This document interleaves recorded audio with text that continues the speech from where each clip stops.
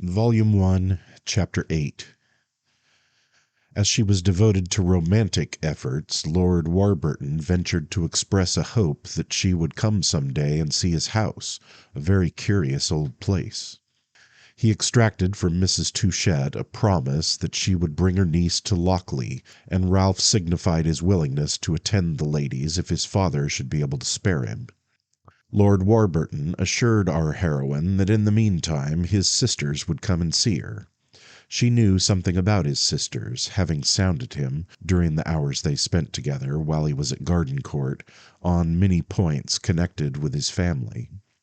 When Isabel was interested, she asked a great many questions, and as her companion was a copious talker, she urged him on this occasion by no means in vain.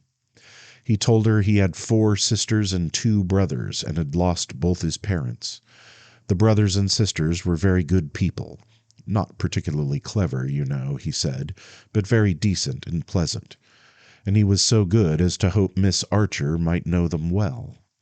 One of the brothers was in the church, settled in the family living, that of Lockleigh, which was a heavy, sprawling parish, and was an excellent fellow in spite of his thinking differently from himself on every conceivable topic. And then Lord Warburton mentioned some of the opinions held by his brother, which were opinions Isabel had often heard expressed, and that she supposed to be entertained by a considerable portion of the human family. Many of them, indeed, she supposed she had held herself, till he assured her she was quite mistaken, that it was really impossible, that she had doubtless imagined she entertained them, but that she might depend that, if she thought them over a little, she would find there was nothing in them. When she answered that she had already thought several of the questions involved over very attentively, he declared that she was only another example of what he had often been struck with, the fact that, of all the people in the world, the Americans were the most grossly superstitious. They were rank Tories and bigots, every one of them. There were no conservatives like American conservatives. Her uncle and her cousin were there to prove it. Nothing could be more medieval than many of their views. They had ideas that people in England nowadays were ashamed to confess to, and they had the impudence, moreover, said his lordship, laughing, to pretend they knew more about the needs and dangers of this poor, dear, stupid old England than he who was born in it and owned a considerable slice of it, the more shame to him. From all of which Isabel gathered that Lord Warburton was a nobleman of the newest pattern, a reformer, a radical, a contemner of ancient ways. His other brother, who was in the army in India, was rather wild and pig-headed, and had not been of much use as yet but to make debts for Warburton to pay, one of the most precious privileges of an elder brother. "I don't think I shall pay any more," said her friend. "He lives in monstrous deal better than I do, enjoys unheard-of luxuries, and thinks himself a much finer gentleman than I. As I'm a consistent radical, I go in only for equality. I don't go in for the superiority of the younger brothers."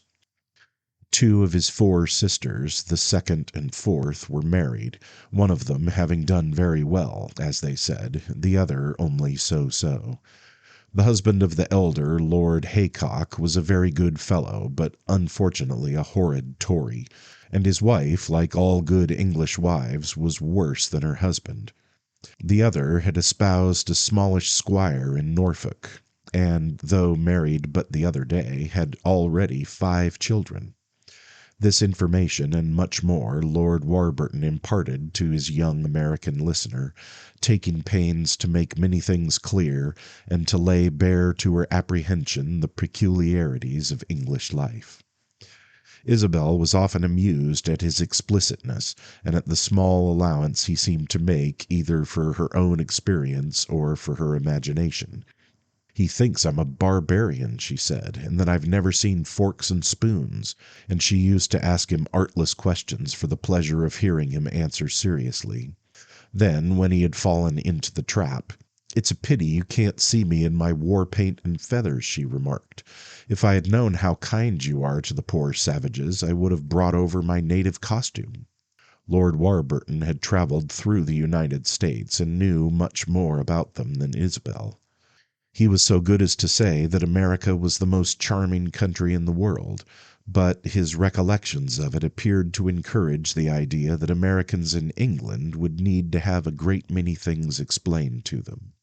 "If I had only had you to explain things to me in America," he said. "I was rather puzzled in your country.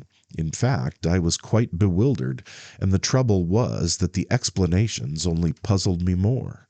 You know, I think they often gave me the wrong ones on purpose. They're rather clever about that over there. But when I explain you can trust me about what I tell you, there's no mistake." There was no mistake, at least, about his being very intelligent and cultivated, and knowing almost everything in the world. Although he gave the most interesting and thrilling glimpses, Isabel felt he never did it to exhibit himself. And though he had had rare chances and had tumbled in, as she put it, for high prizes, he was as far as possible from making a merit of it. He had enjoyed the best things of life, but they had not spoiled his sense of proportion.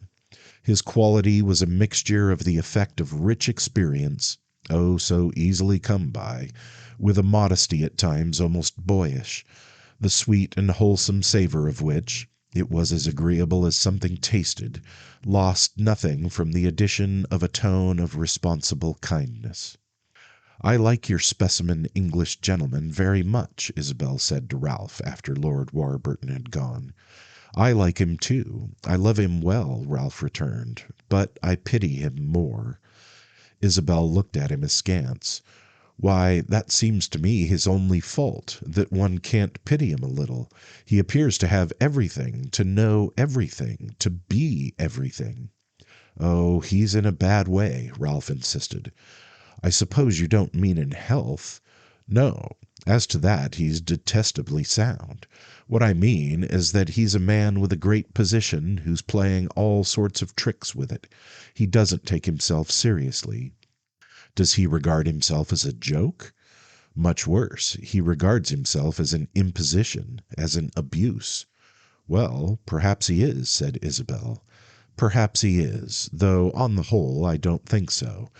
But in that case, what's more pitiable than a sentient, self-conscious abuse planted by other hands, deeply rooted but aching with a sense of its injustice? For me, in his place, I could be as solemn as a statue of Buddha. He occupies a position that appeals to my imagination. Great responsibilities, great opportunities, great consideration, great wealth, great power, a natural share in the public affairs of a great country. But he's all in a muddle about himself, his position, his power, and indeed about everything in the world. He's the victim of a critical age. He has ceased to believe in himself, and he doesn't know what to believe in.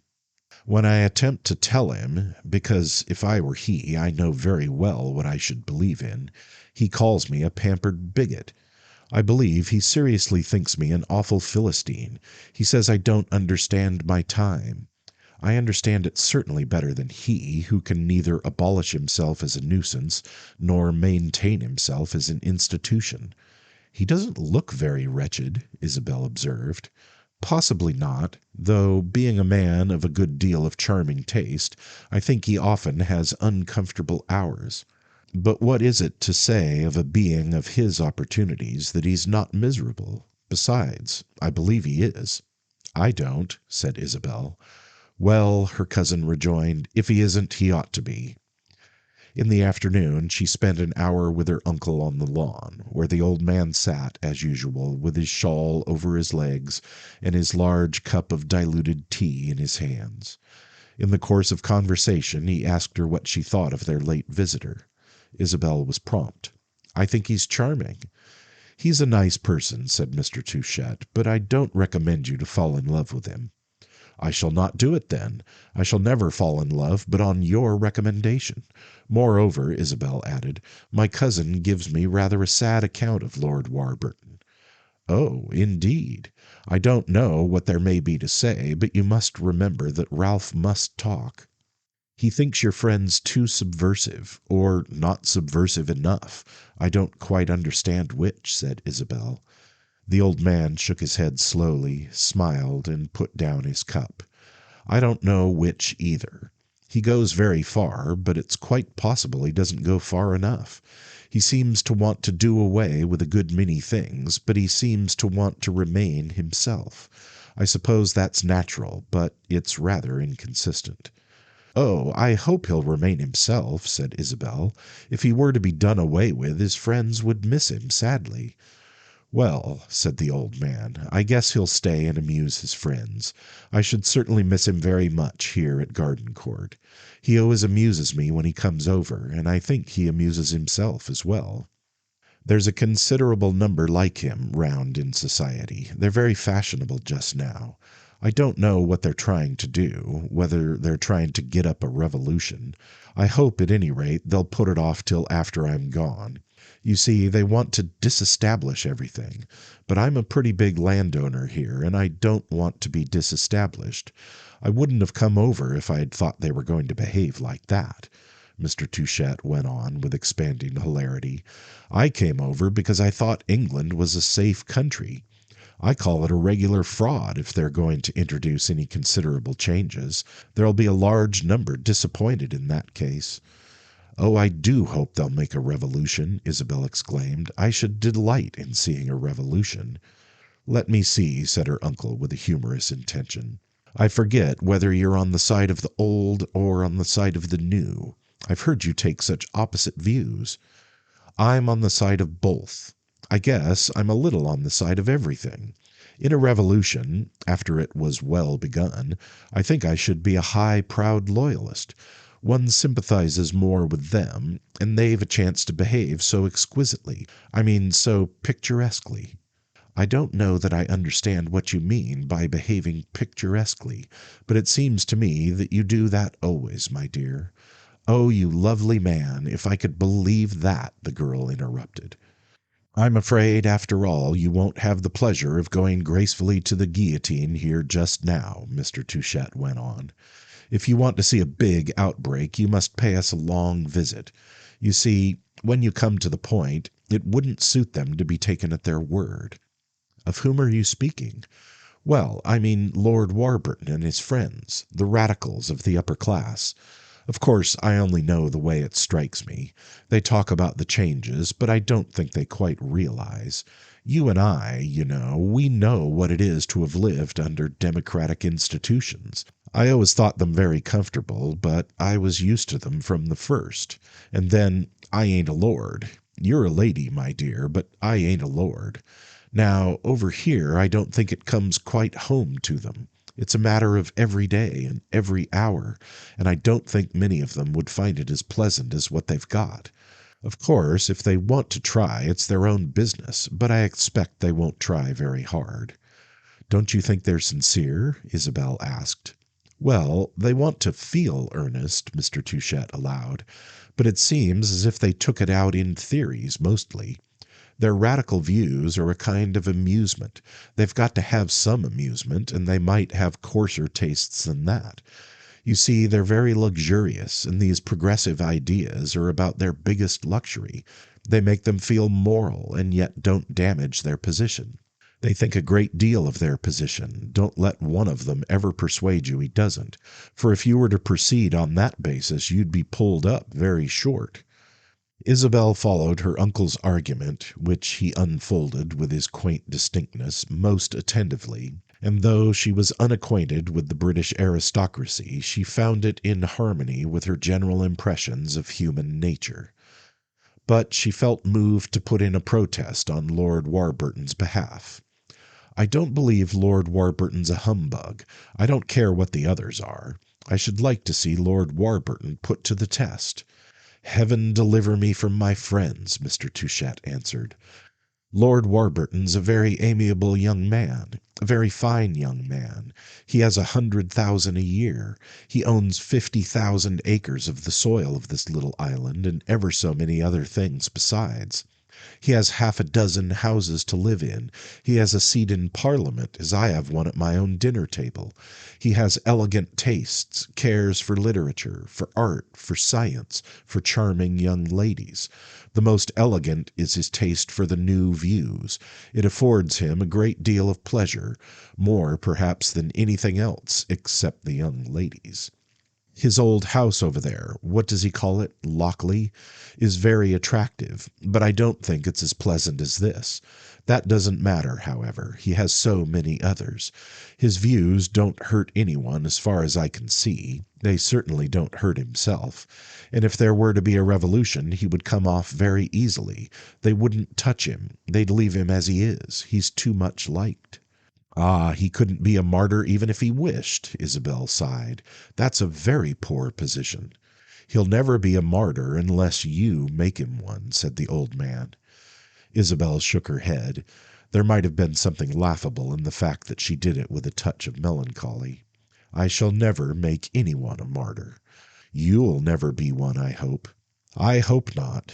But you don't pity Lord Warburton, then, as Ralph does? Her uncle looked at her a while with genial acuteness. Yes, I do, after all. Volume 1, Chapter 9. The two Mrs. Molyneux, this nobleman's sisters, came presently to call upon her, and Isabel took a fancy to the young ladies, who appeared to her to show a most original stamp.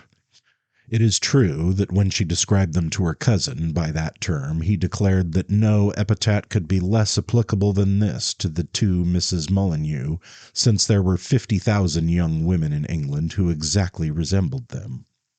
Deprived of this advantage, however, Isabel's visitors retained that of an extreme sweetness and shyness of demeanor, and of having, as she thought, eyes like the balanced basins, the circles of ornamental water, set in parterres among the geraniums. They're not morbid, at any rate, whatever they are, our heroine said to herself, and she deemed this a great charm, for 2 or 3 of the friends of her girlhood had been regrettably open to the charge. They would have been so nice without it, to say nothing of Isabel's having occasionally suspected it as a tendency of her own. The Misses Molyneux were not in their first youth, but they had bright, fresh complexions and something of the smile of childhood.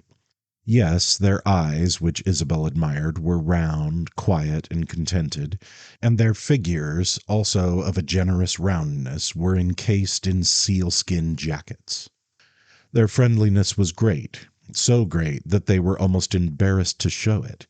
They seemed somewhat afraid of the young lady from the other side of the world, and rather looked than spoke their good wishes. But they made it clear to her that they hoped she would come to luncheon at Lockley, where they lived with their brother, and then they might see her very, very often. They wondered if she wouldn't come over some day and sleep. They were expecting some people on the 29th, so perhaps she would come while the people were there. I'm afraid it isn't anyone very remarkable, said the elder sister, but I dare say you'll take us as you find us. I shall find you delightful. I think you're enchanting, just as you are, replied Isabel, who often praised profusely. Her visitors flushed, and her cousin told her, after they were gone, that if she said such things to these poor girls, they would think she was in some wild, free manner practicing on them. He was sure it was the first time they had been called enchanting. I can't help it, Isabel answered. I think it's lovely to be so quiet and reasonable and satisfied. I should like to be like that. Heaven forbid, cried Ralph with ardor. I mean to try and imitate them, said Isabel. I want very much to see them at home. She had this pleasure a few days later when, with Ralph and his mother, she drove over to Lockley. She found the Misses Molyneux sitting in a vast drawing-room. She perceived afterwards it was one of several, in a wilderness of faded chintz. They were dressed on this occasion in black velveteen. Isabel liked them even better at home than she had done at Gardencourt, and was more than ever struck with the fact that they were not morbid. It had seemed to her before that if they had a fault it was a want of play of mind, but she presently saw they were capable of deep emotion. Before luncheon she was alone with them for some time on one side of the room, while Lord Warburton at a distance talked to Mrs. Touchett. "Is it true your brother's such a great radical?" Isabel asked. She knew it was true, but we have seen that her interest in human nature was keen, and she had a desire to draw the Misses Molyneux out. "Oh dear, yes, he's immensely advanced," said Mildred, the younger sister. "At the same time, Warburton's very reasonable," Miss Molyneux observed. Isabel watched him a moment at the other side of the room. He was clearly trying hard to make himself agreeable to Mrs. Touchett.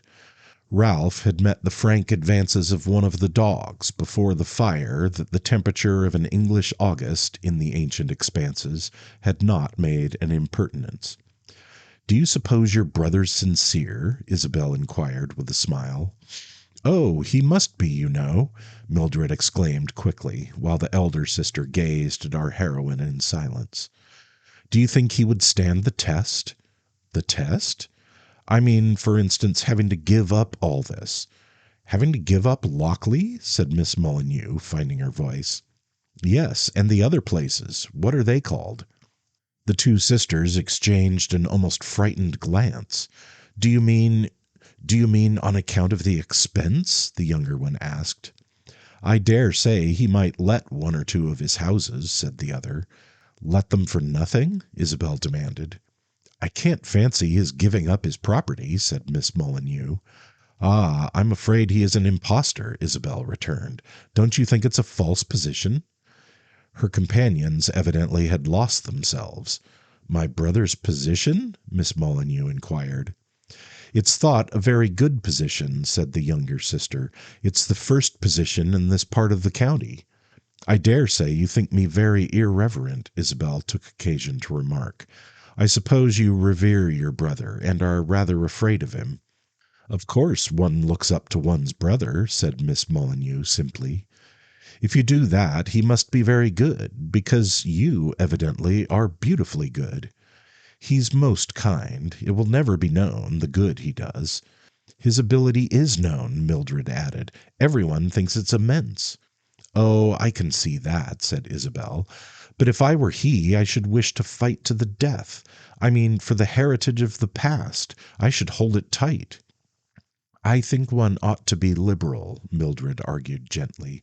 "We've always been so, even from the earliest times." "Ah, well," said Isabel, "you've made a great success of it. I don't wonder you like it. I see you're very fond of crewels." When Lord Warburton showed her the house after luncheon, it seemed to her a matter of course that it should be a noble picture. Within, it had been a good deal modernized. Some of its best points had lost their purity, but as they saw it from the gardens, a stout gray pile of the softest, deepest, most weather-fretted hue, rising from a broad, still moat, it affected the younger visitor as a castle in a legend. The day was cool and rather lusterless. The first note of autumn had been struck, and the watery sunshine rested on the walls in blurred and desultory gleams, washing them, as it were, in places tenderly chosen where the ache of antiquity was keenest. Her host's brother, the vicar, had come to luncheon, and Isabel had had 5 minutes' talk with him, time enough to institute a search for a rich ecclesiasticism and give it up as vain. The marks of the Vicar of Lockleigh were a big, athletic build, a candid, natural countenance, a capacious appetite, and a tendency to indiscriminate laughter. Isabel learned afterwards from her cousin that before taking orders he had been a mighty wrestler, and that he was still, on occasion, in the privacy of the family circle, as it were, quite capable of flooring his man. Isabel liked him. She was in the mood for liking everything, but her imagination was a good deal taxed to think of him as a source of spiritual aid. The whole party, on leaving lunch, went to walk in the grounds, but Lord Warburton exercised some ingenuity in engaging his least familiar guest in a stroll apart from the others. "I wish you to see the place properly, seriously," he said. "You can't do so if your attention is distracted by irrelevant gossip." His own conversation, though he told Isabel a good deal about the house, which had a very curious history, was not purely archaeological. He reverted at intervals to matters more personal, matters personal to the young lady as well as to himself. But at last, after a pause of some duration, returning for a moment to their ostensible theme, "Ah, well," he said, "I'm very glad indeed you like the old barrack. I wish you could see more of it, that you could stay here a while. My sisters have taken an immense fancy to you, if that would be any inducement." "There's no want of inducements," Isabel answered, "but I'm afraid I can't make engagements. I'm quite in my aunt's hands." "Ah, pardon me if I say I don't exactly believe that. I'm pretty sure you can do whatever you want." "I'm sorry if I make that impression on you. I don't think it's a nice impression to make." "It has the merit of permitting me to hope," and Lord Warburton paused a moment. "To hope what?" "That in future I may see you often." "Ah," said Isabel, "to enjoy that pleasure I needn't be so terribly emancipated." "Doubtless not, and yet at the same time I don't think your uncle likes me." "You're very much mistaken. I've heard him speak very highly of you." "I'm glad you have talked about me," said Lord Warburton, "but I nevertheless don't think he'll like me to keep coming to Gardencourt." "I can't answer for my uncle's tastes," the girl rejoined, "though I ought as far as possible to take them into account. But for myself I shall be very glad to see you." "Now that's what I like to hear you say. I'm charmed when you say that." "You're easily charmed, my lord," said Isabel. "No, I'm not easily charmed." And then he stopped a moment. "But you've charmed me, Miss Archer." These words were uttered with an indefinable sound which startled the girl. It struck her as the prelude to something grave. She had heard the sound before, and she recognized it. She had no wish, however, that for the moment such a prelude should have a sequel, and she said, as gaily as possible and as quickly as an appreciable degree of agitation would allow her, "I'm afraid there's no prospect of my being able to come here again." "Never?" said Lord Warburton. "I won't say never. I should feel very melodramatic." "May I come and see you then some day next week?" "Most assuredly. What is there to prevent it?" "Nothing tangible, but with you I never feel safe. I've a sort of sense that you're always summing people up." "You don't of necessity lose by that." "It's very kind of you to say so. But even if I gain, stern justice is not what I most love." "Is Mrs. Touchett going to take you abroad?" "I hope so." "Is England not good enough for you?" "That's a very Machiavellian speech. It doesn't deserve an answer.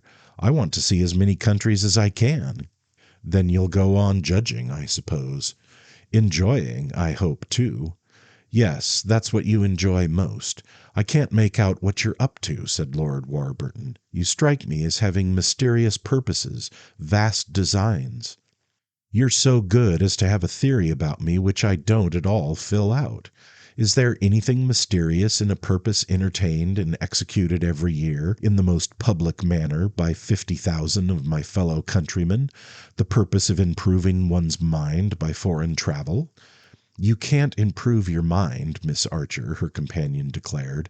"It's already a most formidable instrument. It looks down on us all. It despises us." "Despises you? You're making fun of me," said Isabel seriously. "Well, you think us quaint. That's the same thing. I won't be thought quaint to begin with. I'm not so in the least. I protest." "That protest is one of the quaintest things I've ever heard," Isabel answered with a smile. Lord Warburton was briefly silent. "You judge only from the outside. You don't care," he said presently. "You only care to amuse yourself." The note she had heard in his voice a moment before reappeared, and mixed with it now was an audible strain of bitterness, a bitterness so abrupt and inconsequent that the girl was afraid she had hurt him. She had often heard that the English are a highly eccentric people, and she had even read in some ingenious author that they are at bottom the most romantic of races. Was Lord Warburton suddenly turning romantic? Was he going to make her a scene in his own house, only the third time they had met? She was reassured quickly enough by her sense of his great good manners, which was not impaired by the fact that he had already touched the furthest limit of good taste in expressing his admiration of a young lady who had confided in his hospitality. She was right in trusting to his good manners, for he presently went on, laughing a little, and without a trace of the accent that had discomposed her. I don't mean, of course, that you amuse yourself with trifles.